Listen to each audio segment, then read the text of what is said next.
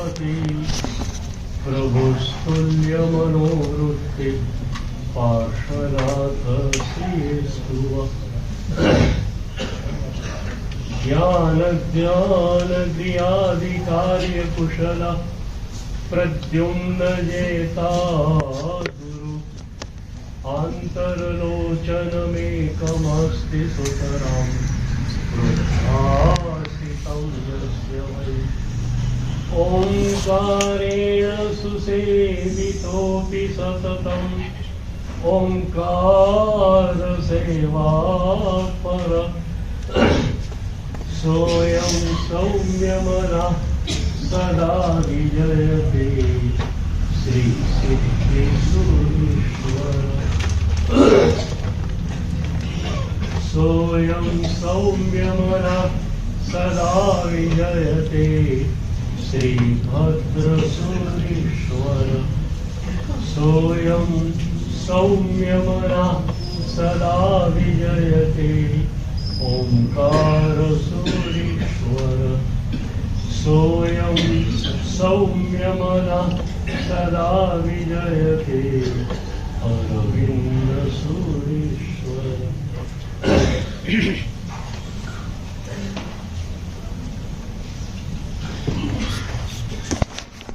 સાહેબજીની પર્યુષણ પહેલાની આવતીકાલની વાતના છે.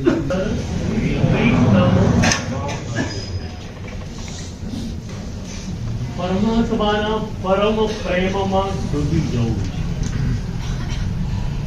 મહોપાધ્યાય વિશ્વવિજય મહારાજે કહ્યું કે જે ક્ષણે ભક્ત પ્રભુના પરમ પ્રેમમાં ડૂબે છે એ ક્ષણે એની ભાવ દશા પૂરીની પૂરી બદલાઈ જાય છે.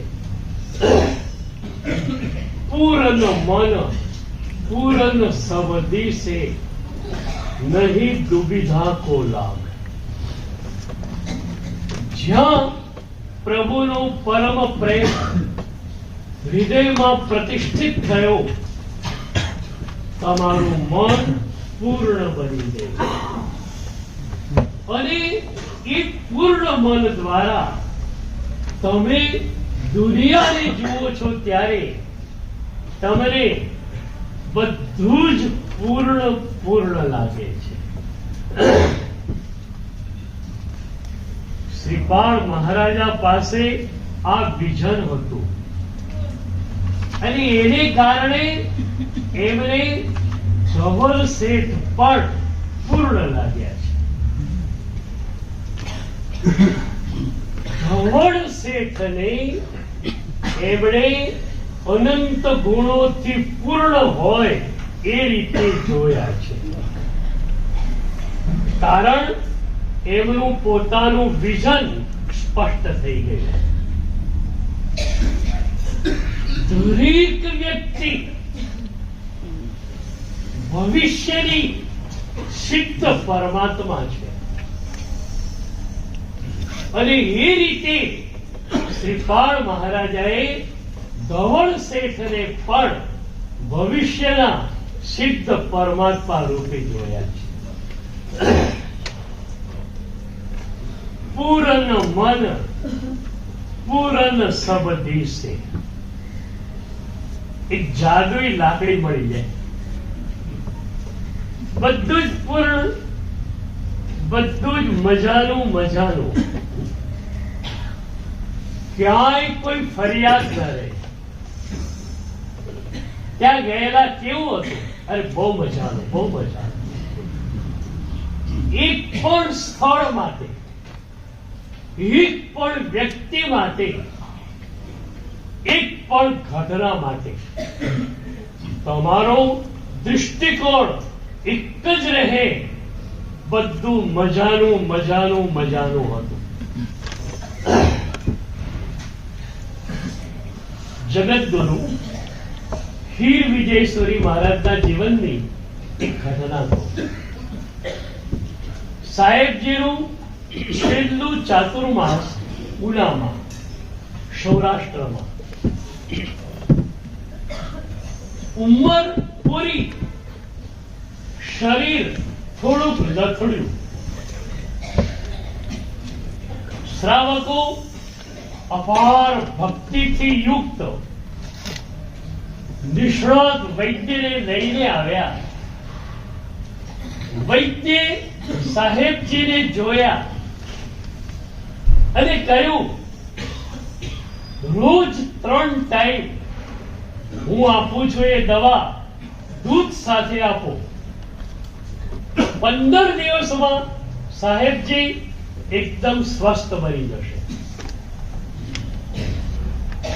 સાહેબજી મનમાં હસતા હતા કે હું તો સ્વસ્થ જ છું, પણ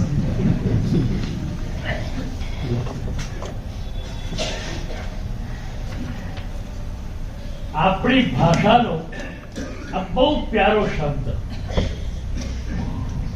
અંગ્રેજીમાં હેલ્થ, આરોગ્ય.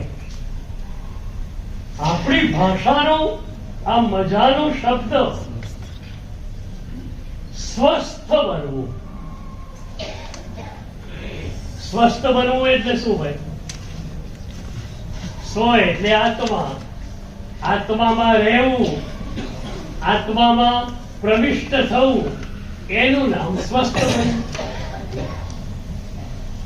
તો ગુરુદેવ સ્વસ્થ જ હતા, સ્વમાં ડૂબેલા હતા. સાહેબજી રોજ એકાશો કરતા હતા અને બધા જ સાધુ ભગવંતોની એકાશો.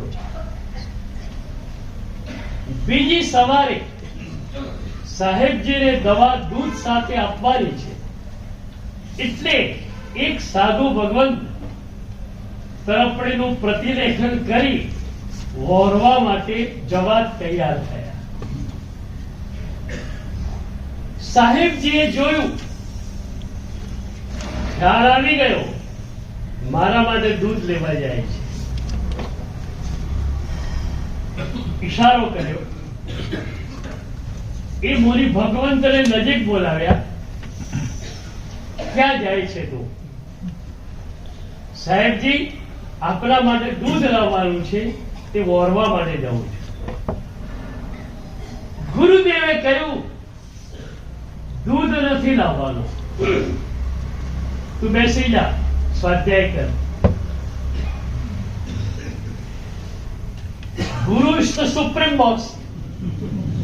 સદગુરુ બોલ્યા પછી અમારે વિચારવાનું હોતું નથી. એમનો એક શબ્દ અમારા માટે જીવન મંત્ર બની જાય છે. ગુરુદેવે કહ્યું, બેસી જા, વોરવા નથી જવાનું.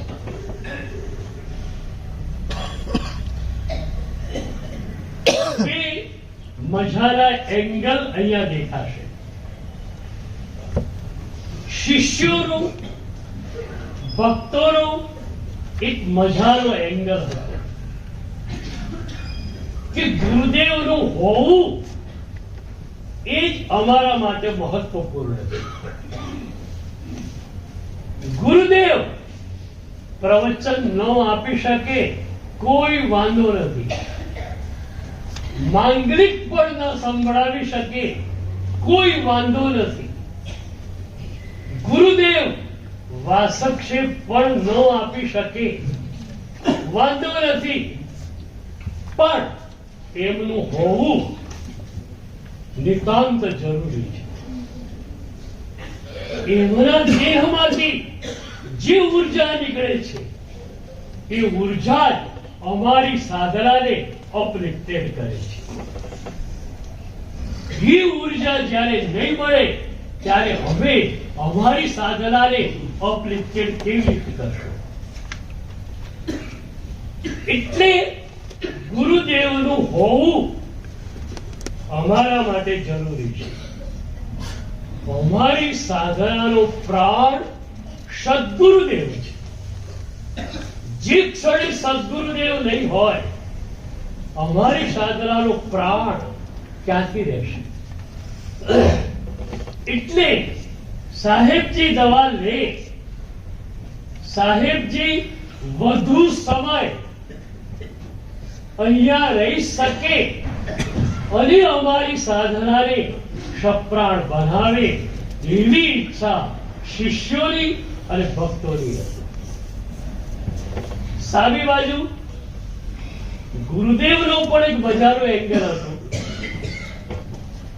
ગુરુદેવને ખ્યાલ આવી ગયો કે ઉંમરને કારણે શરીર શિથિલ બન્યું છે અને આ દીપ હવે બુઝાઈ જવાનો છે. તો હું જવાનો જ છું અને કોઈ અસમાધિ છે જ નહીં, તો દવા હું શા માટે લઉં? બે બાજુ બે એંગલ હતા, બે મજાના હતા. કારણ જીલ શાસન જ મજાનું છે. એ જીલ શાસનમાં જે પણ વ્યક્તિત્વ આવ્યું એની પાસે મજાના વિચારો જ હોય. શિષ્યોની ખૂબ ઈચ્છા કે સાહેબજી દવા લેતો સારું. એક નિમિત્ત છે દવા, પણ એના કારણે ખાંસી શરદી મટી જાય અને સાહેબજી સ્વસ્થ બની જાય.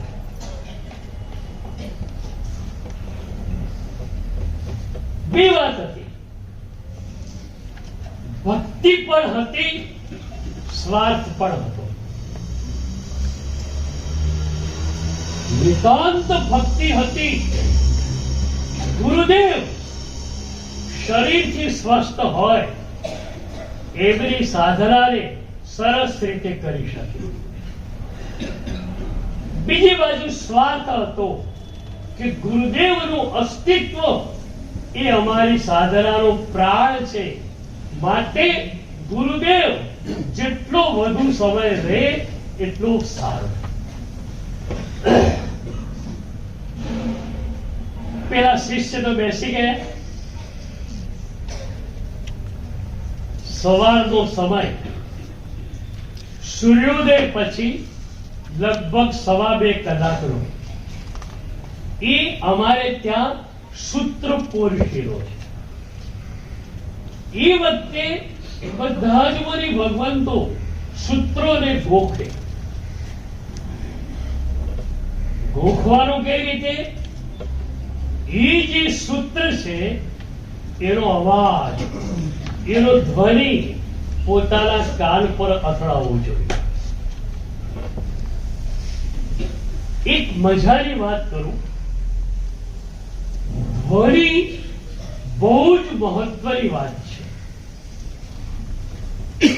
આપણે લોકો સૂત્રો બોલીએ છીએ, પણ એમાં ધ્વનિનું પરફેક્શન હોતું નથી. કોઈને શાંતિનું, લઘુ શાંતિનું એક ચરણ બોલાવીએ, ઇતિ પૂર્વ સૂરી દર્શિત. તમે કઈ રીતે બોલશો? ઇતિ પૂર્વ સૂરી દર્શિત. ગલત.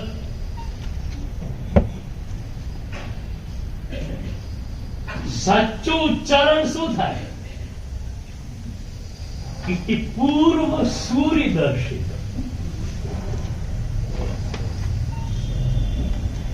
પૂમાં ઉ મોટી છે, સુમાં ઉ મોટું છે. રસ્વ અને દીર્ઘનો ઉચ્ચાર એ રીતે થવો જોઈએ. બ્રાહ્મી લિપિ પ્રભુ ઋષભદેવના વખતથી હતી અને છતાં પ્રભુ મહાવીર દેવના શાસનમાં સૂત્રો, આગમ ગ્રંથો માત્ર ગુરુ મુખે જ લેવાની પરંપરા હતી. એ આગમ ગ્રંથો લખાયા ને કેમ? ખ્યાલ હતો જે વખતે લખાશે એ વખતે ધ્વનિ ખોવાઈ જશે. ગુરુના મુખથી તમે લો છો ત્યારે ધ્વનિ બરોબર તમને મળે છે. પણ જ્યારે 12 વર્ષનો દુષ્કાળ પડ્યો અને ઘણા બધા મુનિઓ આગમ ગ્રંથોના પાઠો ભૂલી ગયા, ત્યારે વલ્લભીપુરની અંદર 500 આચાર્ય ભગવંતો ભેગા થયા અને એમણે વિચાર્યું કે ભવિષ્યની પેઢી માટે આ આગમ ગ્રંથો રહેવા જ જોઈએ, તો હવે લખાવવાની શરૂઆત કરી. પણ ત્યાં સુધી એક આગ્રહ હતો કે ગ્રંથો લખાય જ નહીં, ગુરુના મુખેથી જ લેવાય. એક સવાલ તમને કરું, તમે ઋષિ શબ્દ બોલો છો, કોઈ ઋષિ બોલે, કોઈ ઋષિ બોલે, બે ઉચ્ચાર ગલત છે.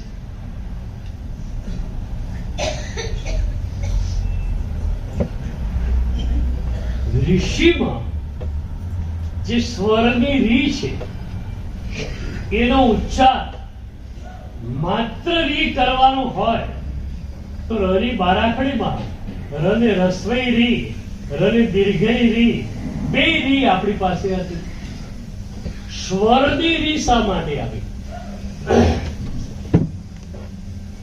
જો તમારે રૂજ ઉચ્ચાર કરવાનો હતો તો રની બારાખડીમાં રને રસ્વ રૂ, રને દીર્ઘ રૂ, બે રૂ હતા. સ્વરની રી શા માટે આવી?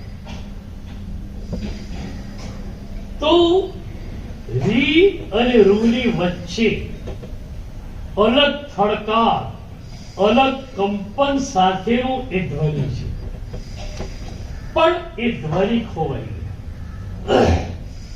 આજે આપણી પાસે ઋષિના રીનો ધ્વનિ સાચો છે નહીં,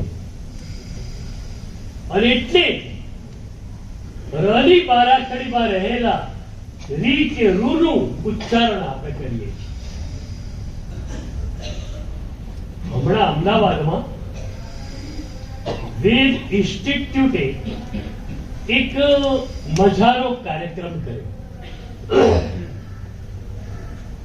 વેદો માટે પણ આ જ પરંપરા હતી કે વેદો ગુરુના મુખેથી જ લેવાય, પુસ્તકમાંથી નહીં. અને એમાં તો એ લોકોએ એવી વ્યવસ્થા કરેલી કે રસ્વ, દીર્ઘ અને પ્લુત જેવું ઉચ્ચારણ હોય એવો હાથ ફર્યા કરતો. એટલે હથેળીની સાથે આ વિભાગ સાથે એ લોકો રસ્વ, દીર્ઘ અને વધુ દીર્ઘ એને જોડી નાખતા. તો વેદ ઇન્સ્ટિટ્યૂટે એક કામ કર્યું કે જે બ્રાહ્મણ દીકરાઓએ માત્ર ને માત્ર ગુરુ પાસેથી મુખેથી વેદોને લીધા હોય એવા દીકરાઓને ભેગા કર્યા. જે લોકો જિંદગીમાં વેદના પુસ્તકને અડ્યા નથી, માત્ર ગુરુએ ધ્વનિ આપ્યો, એ ધ્વનિને એમણે બરોબર લીધો છે, એવા દીકરાઓમાંથી પણ જેમનું પરફેક્શન બહુ સરસ લાગ્યું, એવા દીકરાઓ પાસે વેદ મંત્રોનું ગાન કરાવ્યું, રેકોર્ડ કરાવી દીધું. કારણ ભવિષ્યમાં કદાચ આવા સ્ટુડન્ટ્સ નહીં મળે. તો ધ્વનિ જે છે એ બે કામ કરે છે. એક તો તમારા વિકલ્પોને તોડે અને બીજું તમારી સાધનાને બેઝ આપે. ક્યારે પણ વિચારો ઘણા આવતા હોય, એક પ્રયોગ કરજો. અર્હમ મંત્ર અથવા નમો અરિયંતાણમ, કોઈ પણ મંત્ર એનું ભાષ્ય જાપ કરવાનું, સેજ લાઉડલી બોલવાનું, તમારા કાન પર એ શબ્દો અથડાય એ રીતે. ભાષ્ય જાપ વિચારો માટે સ્પીડ બ્રેકર છે. વિચારોની સ્પીડને એ તોડી જ નાખે. તો ધ્વનિમાં એ તાકાત છે કે એ ધ્વનિ વિચારોને તોડી નાખે અને તમારી સાધનાને ઉચકે. તો અમારે ત્યાં સૂર્યોદય પછી 2.25 કલાક સુધી સૂત્રોનો ઘોષ ચાલ્યા કરે. હીર સૂરી દાદાએ પેલા શિષ્યને ના પાડી વોરવા જવાની. 10 મિનિટ થઈ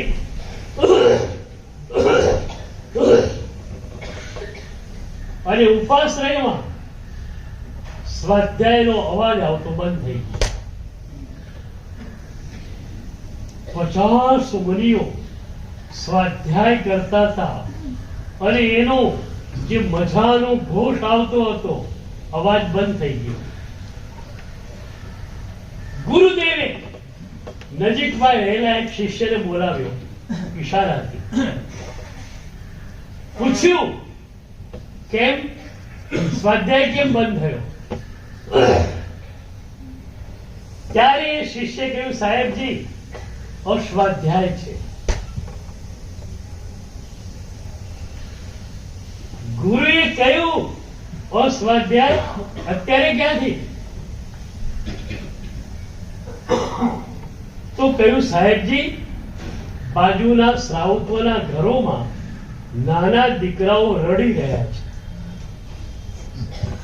એ રડવાનો અવાજ અમારા કાન પર આવે છે, માટે સૂત્રો ગોખવાનું બંધ કર્યું. નાનકડા દીકરાઓનો રડવાનો અવાજ આવતો હોય ને તો અસ્વાધ્યાય થઈ જાય. એ વખતે સાધુએ આ રીતે સ્વાધ્યાય કરવો જોઈએ નહીં. એક બાજુ પેલા દીકરા રડી રહ્યા છે અને તમે જોરશોરથી સ્વાધ્યાય કરો, ના પાડી છે. ગુરુદેવે આગળ પૂછ્યું, કેમ દીકરાઓ રડે છે? કેમ? તો કે સાહેબજી એ દીકરાઓની માતાઓ એમને દૂધ આપતી નથી. અરે માં દીકરાને દૂધ ના આપે, કેમ ના આપે? તો કે સાહેબજી એ બધી જ ભક્ત શ્રાવિકાઓ છે. બધાને ખ્યાલ હતો કે આપણે દૂધ સાથે દવા લેવાની છે. આપે દૂધ ઓરવા જવાની ના પાડી. આજુબાજુના બધા શ્રાવકોના ઘરમાં ખ્યાલ આવી ગયો. એ શ્રાવિકાઓ બીજું તો શું કરી શકે? ગુરુદેવ આપ ગુરુ છો, સાર્વભૌમ આચાર્ય છો, બીજું તો શું કરી શકાય? એમના મનમાં એટલું અપાર દુઃખ છે કે અમારા ગુરુદેવ દવા નહીં લે. ના, એમણે દવા લેવી જ જોઈએ. એના માટે એમણે પોતાના દીકરાઓને દૂધ આપવાનું બંધ કર્યું છે.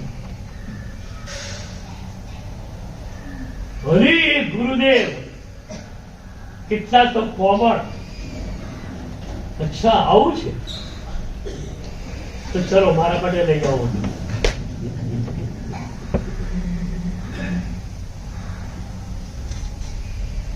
વિદ્વાન મહાપુરુષોમાં રિજિડનેસ ક્યારે પણ હોતી નથી.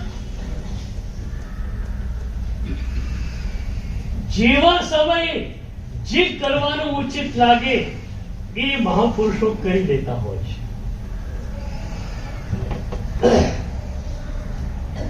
દવા શરૂ થઈ ગઈ. શિષ્યોના આનંદનો કોઈ પાર ન રહ્યો. પણ ગુરુદેવને ખ્યાલ છે કે હવે મારું આયુષ્ય મહિના 1.5 મહિનાથી વધુ નથી. અને આ ચોમાસામાં મારો દેહ વિનય થવાનો. હકીકતમાં એવા જ્ઞાની મહાપુરુષ હતા કે જો એમણે પહેલાથી ઉપયોગ મૂક્યો હોત તો એમને પહેલેથી ખ્યાલ આવત. પણ આવા મહાપુરુષો શરીર ઉપર ક્યારે ઉપયોગ મૂકે ખરા? પરમ પ્રેમમાં ડૂબેલા મહાપુરુષો, જેમનું મન, જેમનું ચિત્ત સતત પ્રભુમય હોય, એ શરીર ઉપર ઉપયોગ મૂકી શકે ખરા? હવે સાહેબજીને થયું ઉપયોગ મૂક્યા પછી કે આ ચોમાસામાં દેહ વિનય થવાનો છે. એમના પટ્ટધર શિષ્ય વિજય સેન સુરીજી આગ્રા ચોમાસું છે. ગુરુને લાગ્યું અમુક મંત્રો, અમુક પરંપરાઓ એવી છે જે મારે મારા મુખે મારા એ ઉત્તરાધિકારીને આપવી જોઈએ. તો ચોમાસામાં પણ હું એને બોલાવી.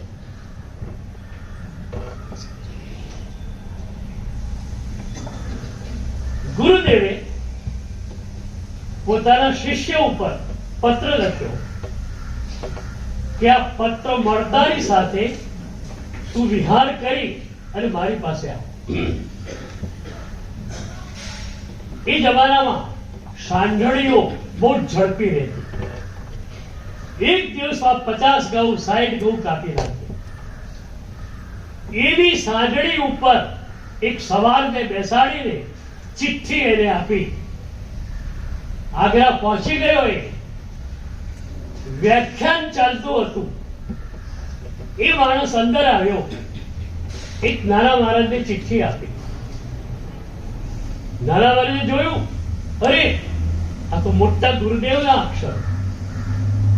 તરત વ્યાખ્યાન ચાલતું હતું, ગુરુ પાસે ગયા, પત્ર આપ્યો. વ્યાખ્યાન અટકાવી દીધું. ગુરુદેવનો પત્ર. શું એ ભક્તિ હશે? ચિઠ્ઠી આવી છે, વ્યાખ્યાન પૂરું કરીએ પછી વાંચશું નહીં. મારા ગુરુદેવ. અને આમ ચિઠ્ઠી હાથમાં લેતા આંખમાં આંસુની ધાર ચાલુ થઈ જાય. હા મારા ગુરુદેવ, કેટલું યોગ અને ક્ષેમ એમણે મારું કર્યું. એ ગુરુ ન હોત તો હું ન હોત. પત્ર ખોલ્યો, લખેલું હતું, આ પત્ર મળતાની સાથે તારો વિહાર ચાલુ થઈ જવો જોઈએ. સંઘ આખો બેઠેલો હતો. સંઘને કહ્યું, ભાઈ ગુરુદેવનો આ સંદેશો છે, 10 જ મિનિટમાં અમે લોકો વિહાર કરીને અહીંથી નીકળીએ. તમારી આરાધના માટે 2-3 સાધુ ભગવંતોને મૂકી જાઓ, બાકી અમે બધા જ ગુરુદેવની પાસે જઈએ છીએ. કેવો એ સમર્પિત સંઘ! મને તો એવા સંઘોની ઈર્ષા આવે. એક વ્યક્તિના મનમાં સવાલ નથી થતો, સાહેબ ચોમાસામાં વિહાર થાય?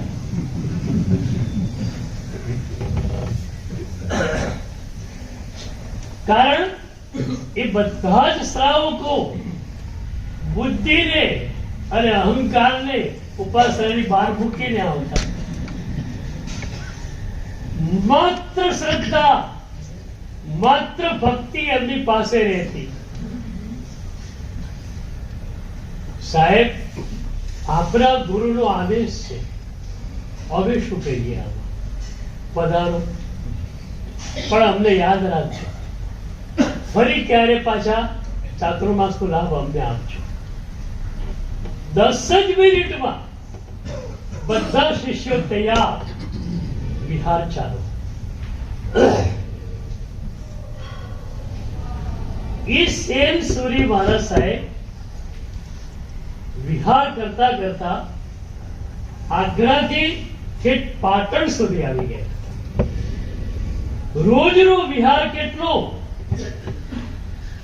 આપણા કિલોમીટરમાં જોઈએ તો સવારે 20-25 કિલોમીટર કાપે, સાંજે પણ 10-15-20 કિલોમીટર કાપવા. પાટણમાં લગભગ સવારે 10-10:30 વાગે પ્રવેશ થાય છે.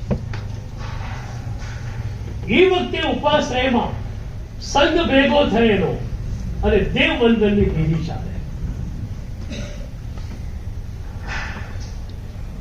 ભાદરવા સુધી 11ના દિવસે દાદાએ દેહ છોડી દીધો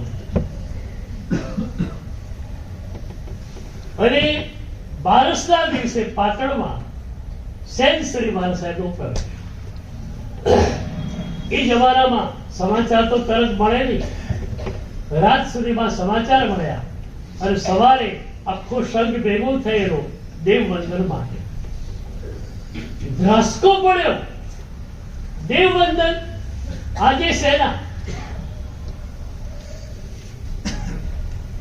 જે મુનિવરો ત્યાં બિરાજમાન હતા એમની આંખમાં આંસુ, હજારો શ્રાવકો અને શ્રાવિકાઓની આંખોમાં આંસુ. ગુરુદેવ ગયા, બોલી શકતા નથી, ગળે ડૂમો ભરાણો છે. ગુરુદેવ ગયા, અમારો પ્રાણ ગયો. પછી સેન સુરી મહારાજ સાથે લાગ્યું કે ગુરુદેવ ગયા, હવે ઉના જવાનો કોઈ અર્થ નથી. એટલે પાટણ ચોમાસું પૂરું કરી. પણ ગુરુદેવ હીર સુરી દાદા સેન સુરી મહારાજ સાહેબને જે આપવા માંગતા હતા એ આપી શક્યા નહીં. અને એના કારણે આપણા તપાગચ્છમાં એક ડિલિંકિંગ ત્યાંથી શરૂ થયું. ત્યાં સુધી એક જ સાર્વભૌમ આચાર્ય, એક જ તપાગચ્છાધિપતિ, એક એવરી નિશ્રામાં સેંકડો આચાર્યો અને હજારો મુનિવરો, પણ સાર્વભૌમ ગીતાર્થ આચાર્ય એક. આ જે પરંપરા હતી અને એ પરંપરા જે વિજય સેન સુરીજીને આપવાની હતી એ ગુરુદેવ આપી ન શક્યા. આખું જ ડિલિંકિંગ થઈ ગયું. આખી છે ને કેટલી મજાની પરંપરા છે. પ્રભાવ સ્વામી એમને જ્યારે લાગ્યું કે હવે મારું શરીર કથળ્યું છે, મારે મારો ઉત્તરાધિકારી નક્કી કરી લેવો જોઈએ. શ્રુતનો ઉપયોગ મૂક્યો. સેંકડો હજારો શિષ્યો હતા, તપસ્વી, જ્ઞાની, બધી રીતે ઊંડા ઉતરેલા, પણ પોતાની ઉત્તરાધિકારીતા માટે એ પણ શિષ્ય એમને યોગ્ય લાગતો નથી. આ છે ને આખી શક્તિપાતળી પરંપરા હતી. પટ્ટ પરંપરા શરૂ કેવી રીતે થાય? પ્રભુ મહાવીર દેવ, પછી સુધર્મા સ્વામી, ગૌતમ સાઈ ભગવાન નહીં. કારણ શક્તિપાત સુધર્મા સ્વામીમાં થયો. એ શક્તિ એમને જે મળી, એ શક્તિ એમણે જંબુ સ્વામીને આપી, એ એમણે પ્રભુ સ્વામીને આપી. અને એ શક્તિ જે પ્રભુ દ્વારા મળેલી હતી એનું હસ્તાંતરણ કરવાનું છે. જ્ઞાન કોઈને પણ આપી શકાય, તપ કોઈને પણ કરાવી શકાય, પણ આ શક્તિ જેને ને તેને આપી શકાતી નથી. આ પટ્ટ પરંપરા એક અદ્ભુત પરંપરા હતી કે પ્રભુનું જ તેજ, પ્રભુની જ શક્તિ સુધર્મા સ્વામીમાં, અને એ જ શક્તિ જંબુ સ્વામીમાં, એ જ શક્તિ પ્રભુ સ્વામીમાં. હવે પ્રભુ સ્વામીને એ શક્તિ કોઈનામાં આરોપિત કરવી છે. હજારો શિષ્યો પોતાના, એક પણ શિષ્ય આ શક્તિ ઝીલી શકે એવો લાગ્યો નહીં. પછી પોતાના વિશિષ્ટ શ્રુતનો ઉપયોગ મૂક્યો અને સંયમભાવ પંડિત બ્રાહ્મણ યજ્ઞ યાદ કરાવી રહ્યો છે એના ઉપર નજર પડી. એ વ્યક્તિ એને પ્રતિબુદ્ધ કરવામાં આવે, એ દીક્ષિત થાય, એને હું આ શક્તિ આપું. વિચાર કરો શું આ પરંપરા હતી. અને એટલે જ આપણી પરંપરાએ કહ્યું તિથયર સમો સુરી. આચાર્ય તીર્થંકર જેવા છે. કેમ? તીર્થંકરની શક્તિ એમને મળી છે. અને એ સંયમો બ્રાહ્મણને પ્રતિબુદ્ધ કર્યા, દીક્ષિત કર્યા, અને એને પોતાના ઉત્તરાધિકારી તરીકે પોતાની શક્તિ એમણે આપી. કેટલી મજાની પરંપરા છે. આ પરંપરા તરફ હું તો શીર ઝુકાવીને બેઠેલો માણસ છું. એટલી અદ્ભુત પરંપરા મળી છે. મેં પહેલા કહેલું, એક વ્યક્તિ, એક 15 વર્ષનો યુવાન આજે દીક્ષા લે છે. એ એના ગુરુ કોઈ મુનિ છે એને સમર્પિત હોય. એ મુનિ પોતાના ગુરુ પન્યાસ છે એને સમર્પિત હોય. એ પન્યાસ ગુરુ પોતાના આચાર્ય ગુરુને સમર્પિત હોય. એ આચાર્ય ગુરુ ગીતાર્થ ગુરુને સમર્પિત હોય, અને ગીતાર્થ ગુરુ પ્રભુને સમર્પિત છે. એ 15 વર્ષનો દીકરો આજે દીક્ષા લે છે.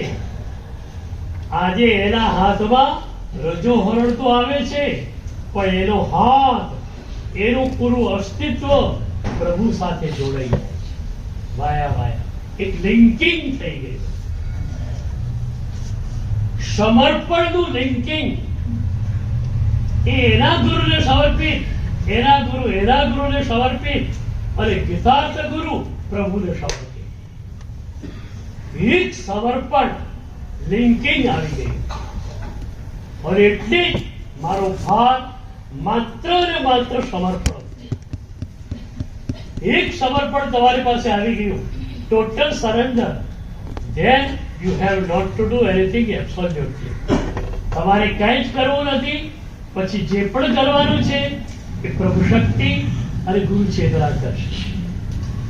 આ પરમ પ્રેમ તમને મળ્યું છે.